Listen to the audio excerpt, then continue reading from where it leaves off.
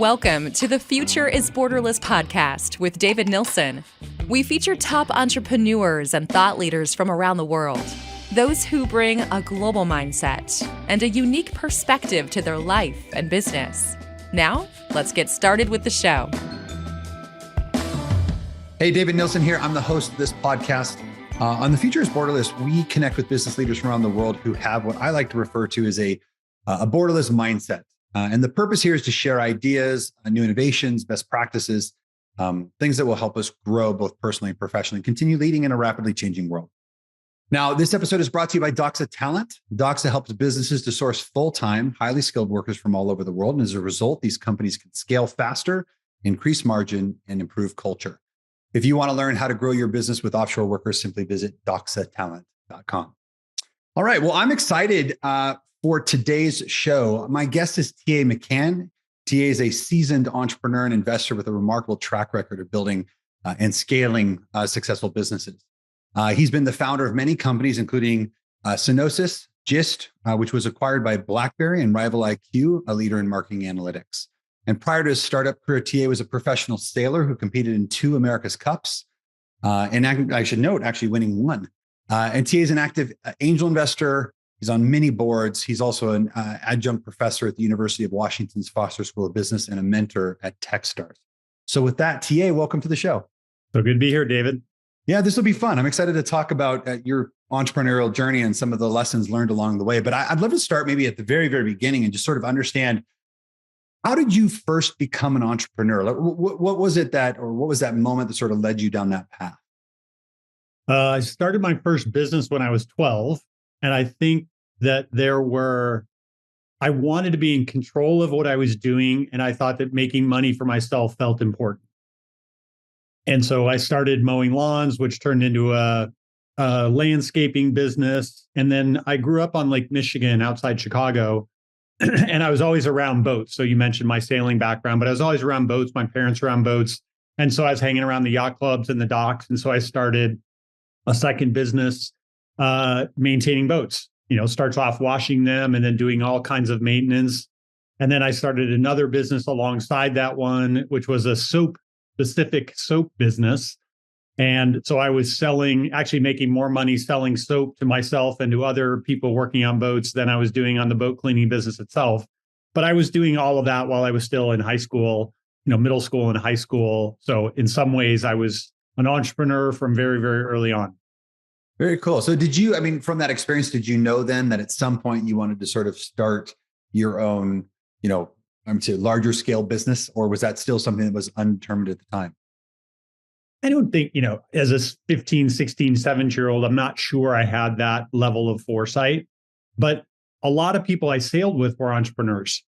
And the people whose boats I cleaned were entrepreneurs, and the people who lived in my neighborhood whose lawns I mowed were entrepreneurs. And so I had a lot of exposure to those types of people.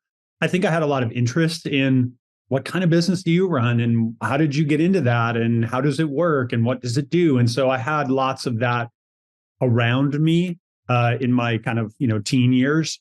Yeah. But I didn't really, I didn't go to college thinking, I'm going to become an entrepreneur, or I'm going to get this kind of educational skill. Or even after college, I didn't think that was going to be my path, because I'm not sure I knew what that even looked like at that time. You sort of get into college and there's sort of like a natural career track. And I don't recall sitting there thinking, I can't wait to get out of college and start a business.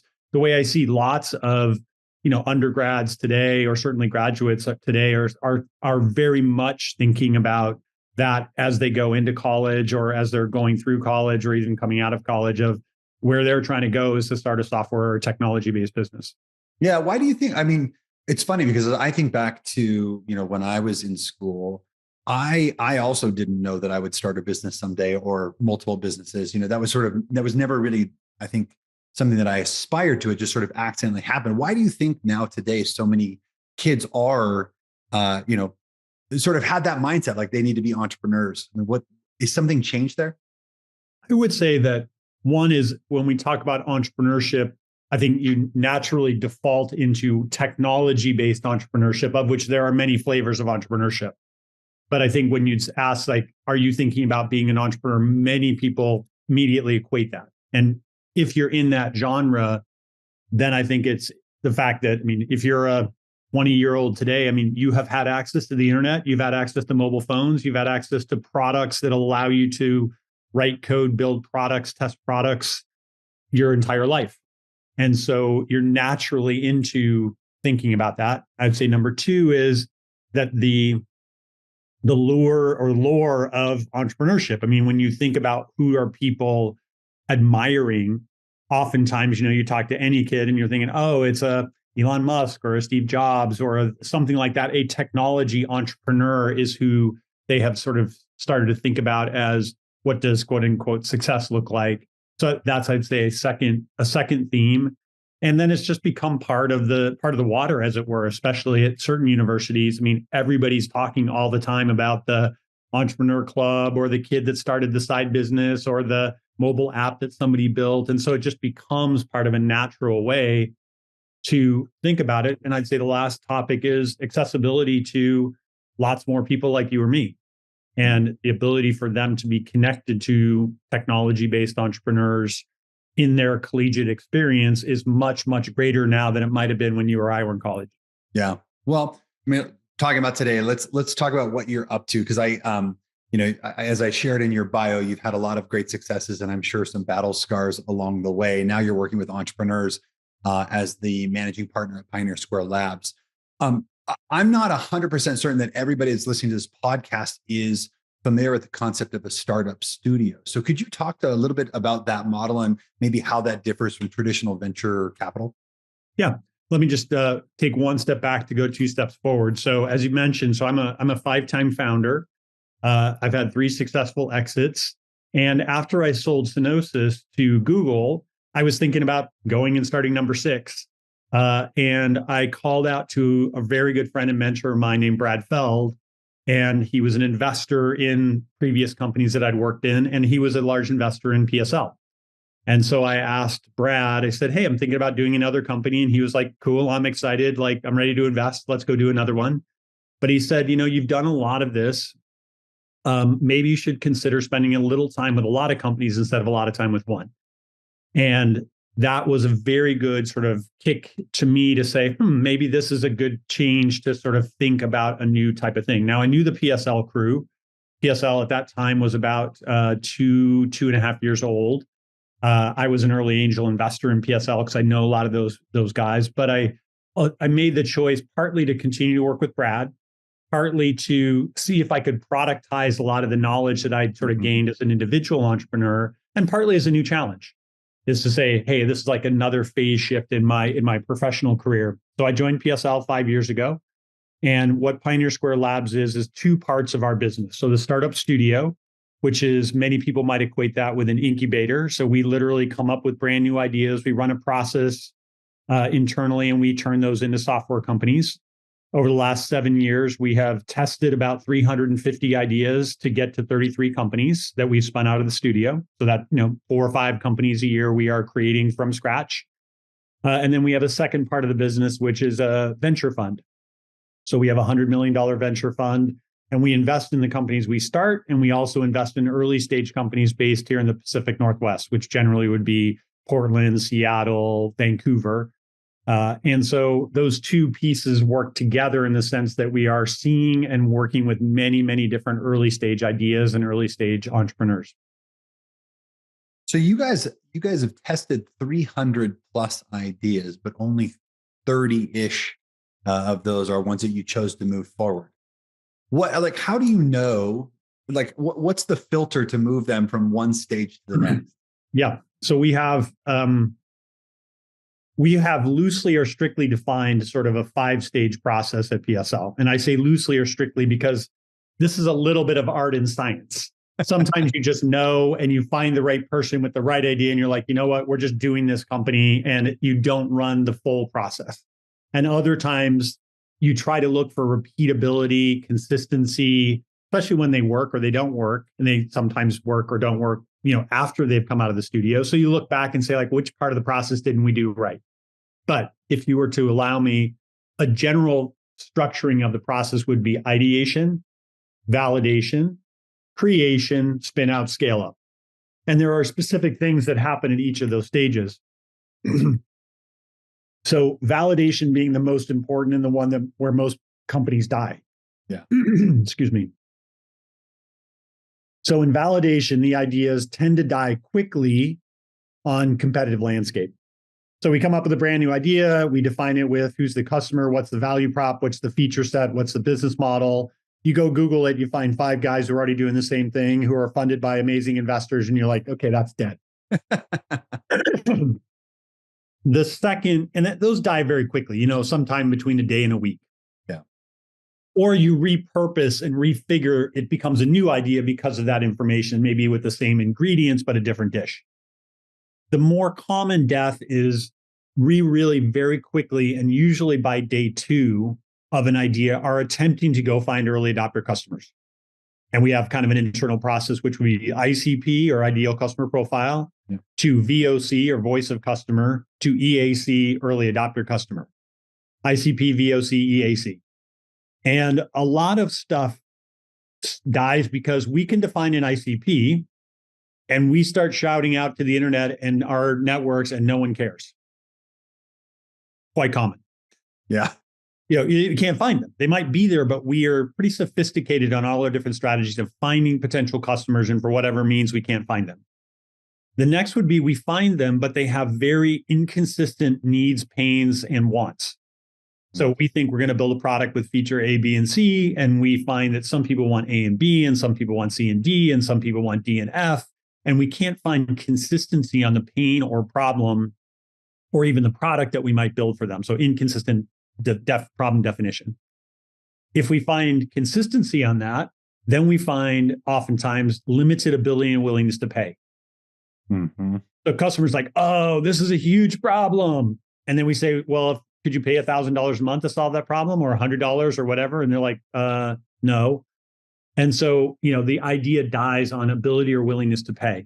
If we get through all of those hurdles, we can find a bunch of customers who want it, who have a reasonably consistent pain point that want to be solved, where they have ability and willingness to pay. Then sometimes the ideas die on unit economics. So the customer wants to pay $100 a month, but it costs us $80 to acquire them and $50 a month to deliver the product. And all of a sudden, the economics of the business don't work out well enough.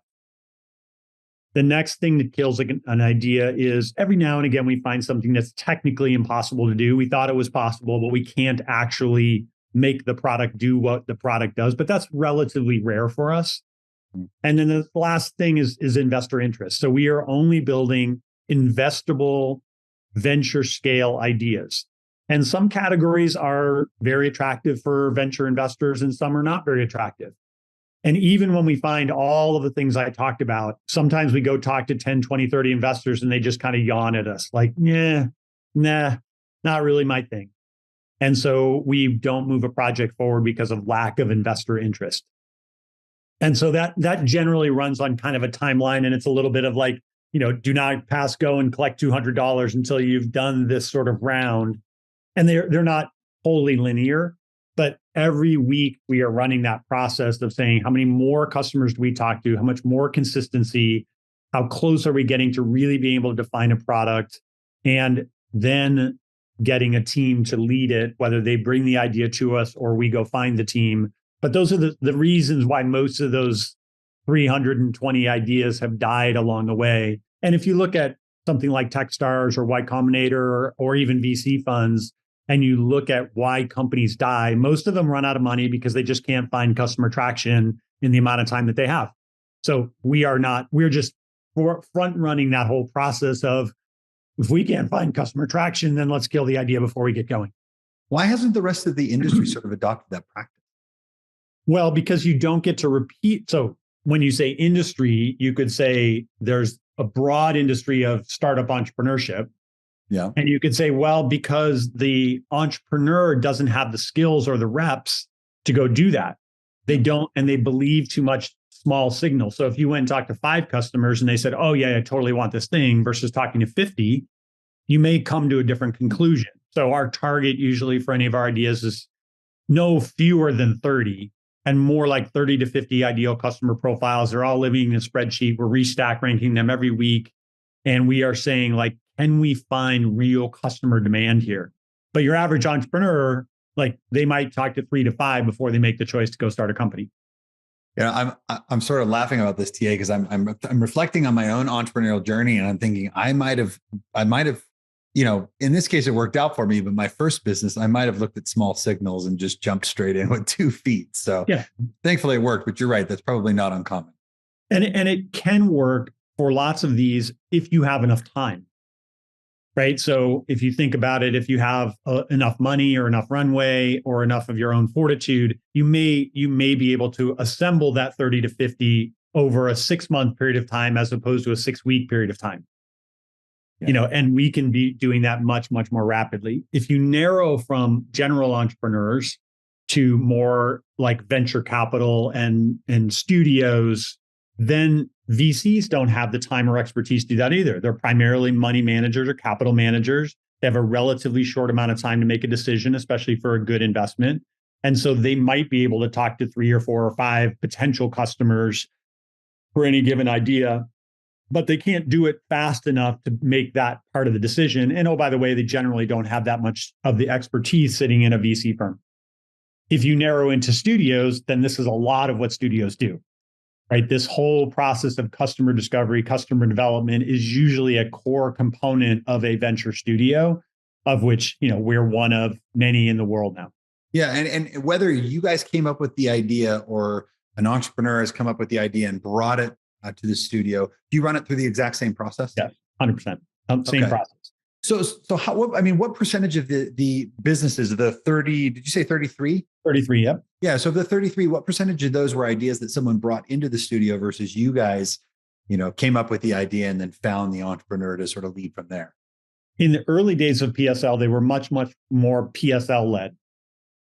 In the more current iteration, then they've become much more entrepreneur led, or in certain cases, corporate led. So we have a few corporate partners that we work with, and they may be looking at a category or business area that they're excited about, but don't have the internal resources or expertise, or even they want it one, standard deviation away from the core business, and they'll work with us. So we would have PSL-led ideas, entrepreneur-led ideas, and corporate-led ideas. And if I were to say for the last 10 ideas, I bet it's 40% entrepreneur-led, 30% corporate-led, and 30% PSL-led. Okay. So, a third-ish. But we would, all things being equal, we would much rather be entrepreneur-led. Yeah. Because you've already solved the major variable, which is who's going to run it. And you've also solved the time variable. So we've had plenty of times at PSL where we've come up with an idea, we validated the idea, we validated the demand, and we went to look for a CEO, and it took us 6 months to go find the CEO, and the opportunity was evaporated in front of us.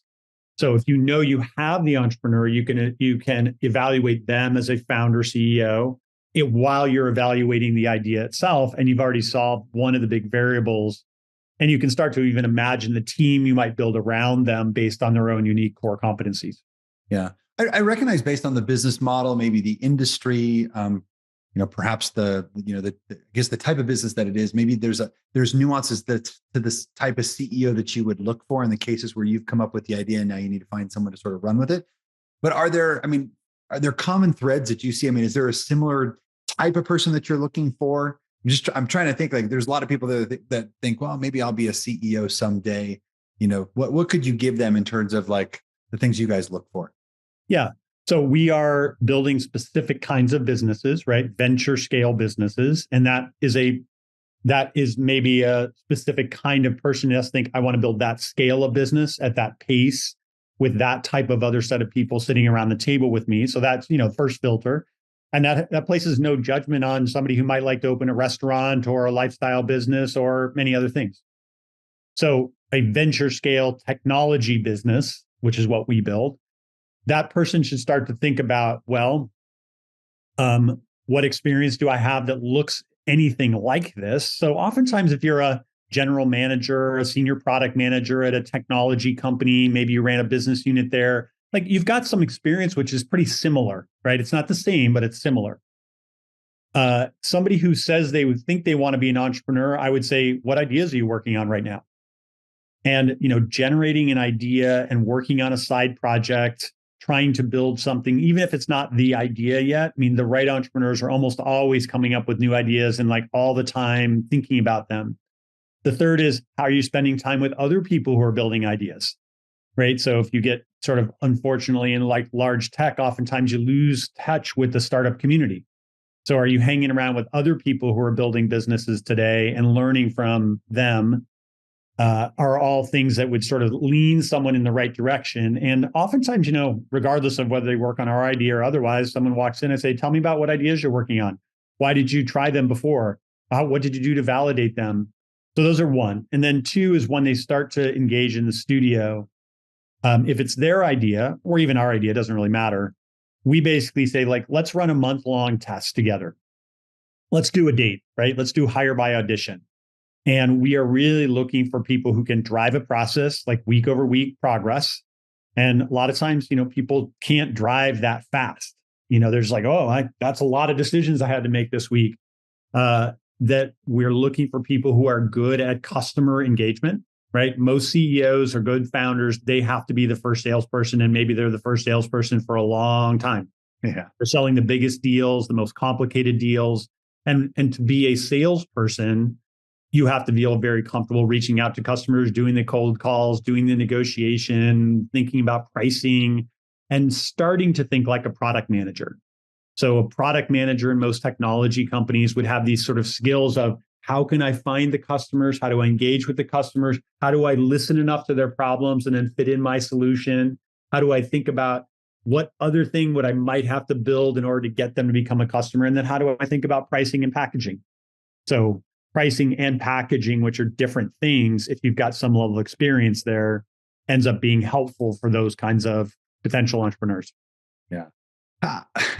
So it's funny. I mean, I'm sure people will see this recording for a long period of time. At the time that we're recording this, right? ChatGPT is, fairly new in the market. It's created, I think, really interesting awareness for people around the capabilities of AI, especially for non-tech individuals. But it's been around for a long period of time. Like, how is technology? It's changing so quickly, and I see it as a catalyst to. I mean, it's obviously helping. It's making it easier for people to create companies, but the landscape changes so quickly. Like, how do you guys sort of balance that in terms of how you think about building businesses and the companies that you're working with? Well, if I'm old enough, and maybe you're old enough, or some of your listeners are old enough to remember sort of the internet, right? The mid 90s, the internet happened, and everybody started to say almost the same thing. Like, wow, this is an amazing new technology and things are changing so quickly. I'm not quite sure how to get my handle around it.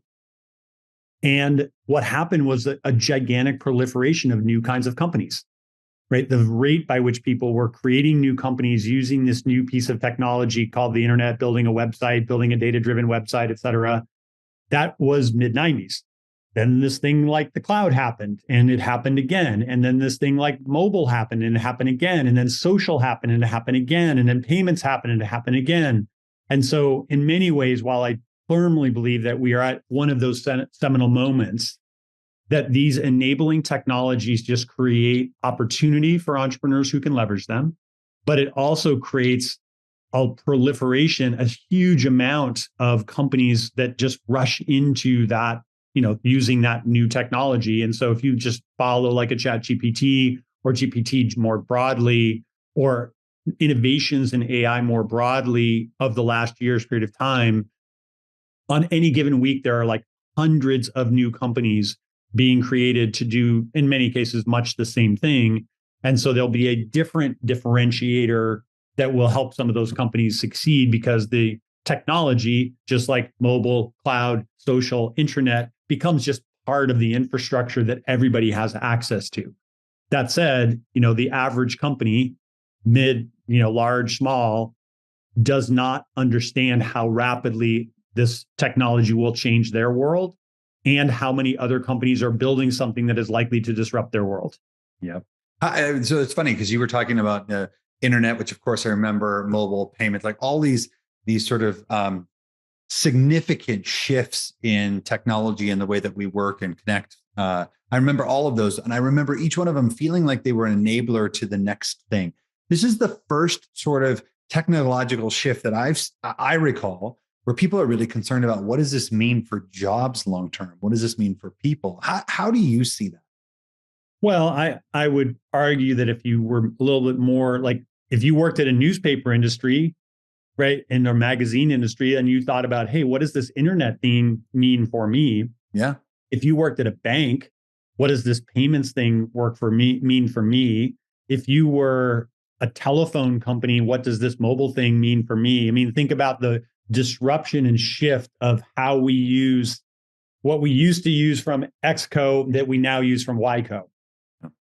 Now, that said, I think that the broad technology enablement of human productivity is massive and has been changing quite dramatically over the last 20 years period of time. But at this moment in time, the last year's period of time, specifically with ChatGPT, and more broadly, prompting an AI engine to do something for you, right? ChatGPT is effectively creating content, but summarizing content, searching for content, doing a better job of managing my schedule, even managing my health choices, et cetera. Like all of that is we're at a turning point in time. So I think it's just the people who choose to embrace, augment, and experiment on an individual level, on a small team level, or at a corporate level are the ones that are just like with the internet or mobile or social.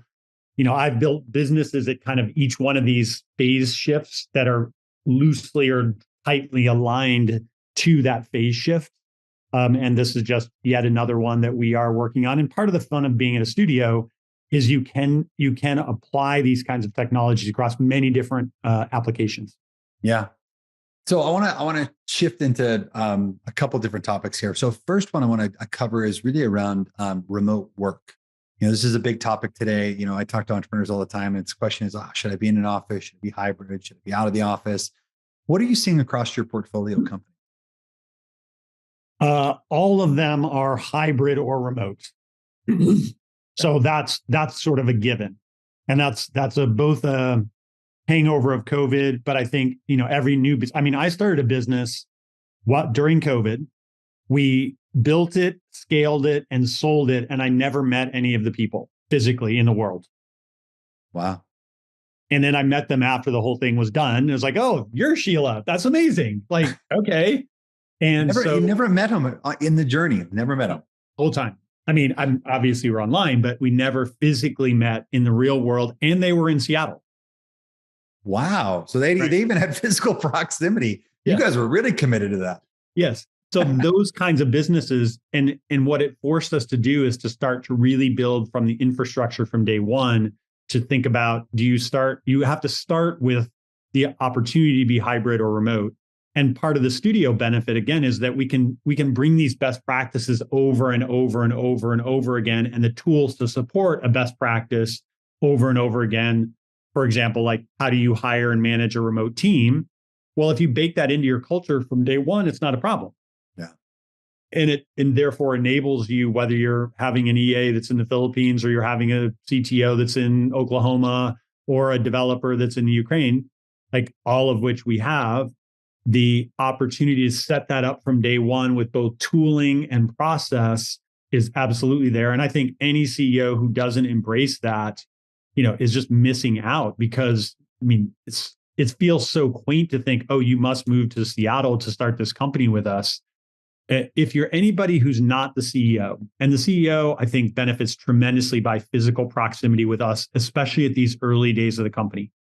Things change so rapidly, the whiteboard time, the collision in the office. And so PSL runs effectively 2 to 3 days a week in the office, 2 to 3 days a week at home, different roles and responsibilities in slightly different ways.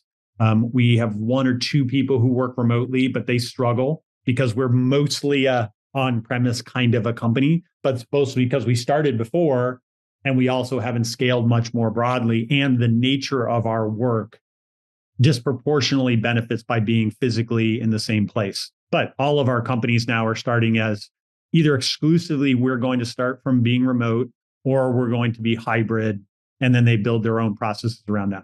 Yeah, interesting. You talked about remote work. You were talking about, I think you said executive assistant a second ago. Maybe you didn't. Maybe I thought that. But I want to talk about that because I know you have a virtual assistant. And I'm just curious because a lot of the people that I talk to that have remote workers struggle with how to make those relationships productive. And I'm just curious from an executive support standpoint, like how do you work with your VA and how have you made that productive? Yeah.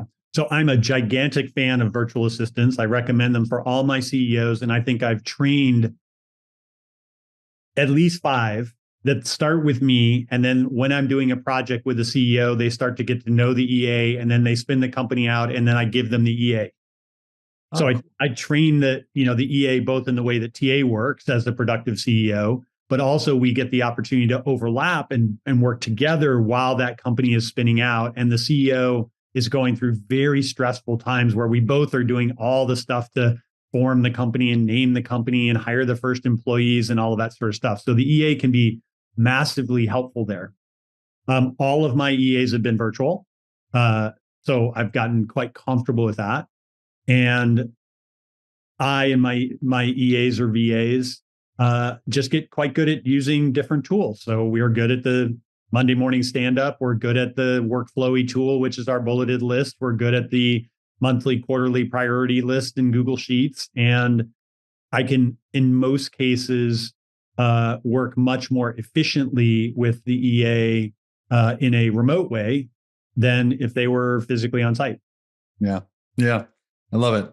I'm a big fan as well, but I'm obviously biased. I want to talk about your sailing career. You were in 2 America's Cups, had a chance to win one, which is super exciting. I guess the thing I'm curious about is how this intersects with your journey in entrepreneurship. Like what is it that you learned being a sailor that has influenced or sort of helped your career today? Mm-hmm. I have a whole long blog post about this, which maybe you'll include in the show notes. Sure. And I think it's titled something like how winning the America's Cup is like doing a successful startup. And so it draws some of these parallels. But number one is an engineer's mindset. So at the high end of sailing and similar to like Formula One, a lot of the winning and losing happens via engineering. The engineering is done and it translates into boat speed or track speed. And if you get good enough, basically, if your boat's 3 or 4% faster, then anybody could switch any member of the teams and they're still going to win on the fastest boat. And in many ways, that can be abstracted into what happens in a technology startup. You sort of assemble a bunch of engineers. You start with a hypothesis on where you can be innovative and where you're just going to be same as everybody else. And then you try to get the engineering talent there, and then you run on these iterations. And certain iterations to build a boat takes a 6 months period of time. To build a brand new sail might take 3 weeks period of time. So you could iterate sail design much more rapidly than boat design, as an example, the same way as you might think an infrastructure versus a feature on a product. And so the engineer's mindset, number one, trying to create a boat speed advantage via primarily engineering and iteration. And then there's a tremendous amount of grit that goes into it. And there's a tremendous amount of, you have a lot of hypotheses, many of which don't work out. So failure, and the opportunity to continue while, looking in retrospectively at why didn't that thing produce the outcome that we wanted, but getting very resilient in we're going to keep experimenting in the right level where we have high confidence, medium confidence, low confidence. But if we have low confidence, then we should have high potential upside. So it's kind of that big bet mentality. And then in addition to that is how much capital. So the more capital you can raise, the more experiments you can run. The more capital you raise, the more big bet experiments you can run. And every now and again, those big bets turn into something very, very meaningful. Like in 1992, we ran a big bet experiment that we could create the first ever carbon fiber sailcloth. So carbon fiber is very brittle. It's generally very rigid. And we thought if we could use carbon fiber to create sailcloth, we could have a huge advantage. And I can tell you that we blew up many, many, many, many sails. And every time they're blowing up, it's tens of thousands of dollars every time. And yet we kept going and kept going and kept going. And ultimately we're successful with that innovation. And our sales were 20 or 30% stronger and 20 or 30% lighter. And while it wasn't the only innovation, it's an example of an innovation that required a big bet, a lot of commitment, a tremendous amount of innovation and ultimately a lot of capital to support it. I remember at one point having a conversation with you about this. And, I think of the America's Cup as the sailors sitting on the boat, but actually it's a pretty large production. Could you share just quickly, like, what does the team look like? What is the investment that often goes into this, over the course of the year or what have you, until you guys are actually in the water? Yeah.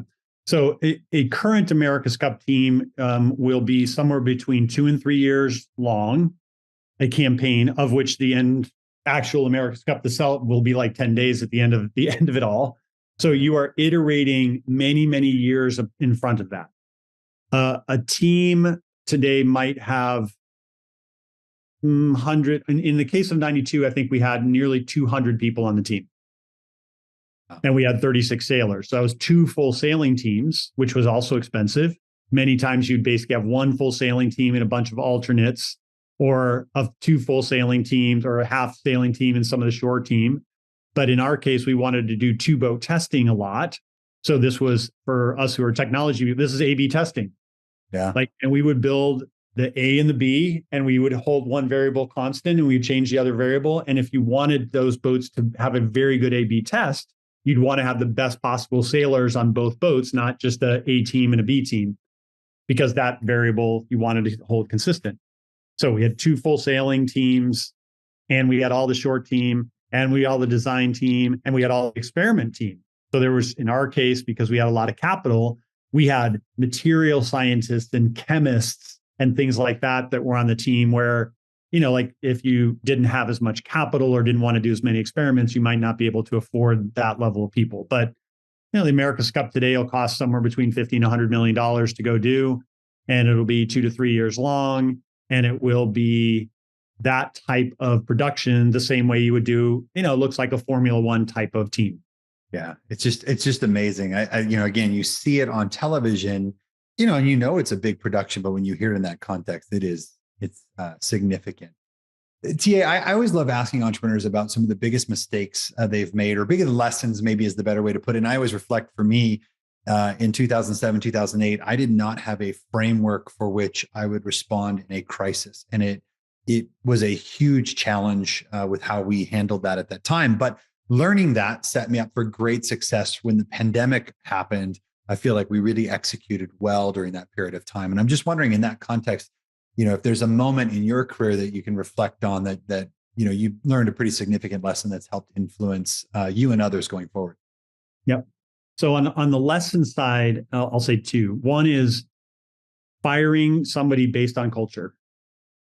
So there were a few times in my career where I had a very, very important employee who didn't live to the level of culture in my organization, and I didn't fire them fast enough. And it wasn't egregious. It was just oftentimes certain roles don't respect other roles at the level that they should. And that level of disrespect, while may not be overt, and sometimes overt, I didn't fire fast enough on that particular level. So in retrospect now, I really pay a lot of attention for how are different roles and responsibilities respecting, contributing, collaborating inside an organization. That's one lesson. 2 is, and I apply it a lot now, is I never did enough customer discovery, customer development. And with every company that I've done, it's become progressively and usually orders of magnitude more customer discovery, customer development. And that's a lot of what I talked about from a PSL perspective. And part of that customer development is ability and willingness to pay. I can't tell you how many opportunities and entrepreneurs I talk to where they say, oh, I've talked to tons and tons of customers. I go, great. If you had to stack rank them based on how many you're going to pay and how much they're going to pay, they haven't asked that question because most people don't want to give them that answer. So finding this customer discovery, customer development, and early adopter customer, which effectively is defined by they are now giving me money for the thing I'm building, is a lesson. And while it's not a lesson or a mistake, it's advice I give oftentimes, since I've now done 3 different acquisitions, is that business development is the first step toward acquisition. And really thinking about at every step along the journey, especially when you raise more capital, is like, who could kill me? Like, which big company could kill me? And do I understand their strategy? And can I align with their strategy well enough so that they can give me some momentum in the first step, and that might be an acquisition in the second step. So that's business development leading to M&A. And most entrepreneurs, they never think about that until it's too late or till it's the end. And yet I think they should be thinking about that, once a quarter, once every 6 months. And if I ask the question of like, who do you think could kill you? And do you know the product managers at that company? Yep. And do we have any way in which we can accelerate what we're doing today by aligning with one or more of those companies in the short term? That oftentimes leads to the acquisition in the medium to long term. So BD leading to M&A. Yeah. All important. All right. Well, hey, look, I know we're getting close to the end of our time, but I want to finish just by asking you about what you're learning today. I've found that entrepreneurs are lifelong learners. So what is it today that you're trying to learn more about, sort of invest in your own sort of development? That's a good question. I'm trying to learn more. I'm very comfortable in a hierarchical decision-making framework where I'm the CEO and I know how to take everybody's input and say, okay, we've discussed it long enough now, let's go do X. And PSL and other companies often run in a more collaborative and more partner-oriented decision-making framework. And so who gets to make the decision? Who has to input on the decision? Does it always end up with different people making those decisions? And so I'm learning a tremendous amount about that, both because I have to as part of PSL, but also I think it'll make me a better leader in general by distributing the decision-making a little bit more efficiently across the whole organization, as opposed to that more hierarchical decision-making.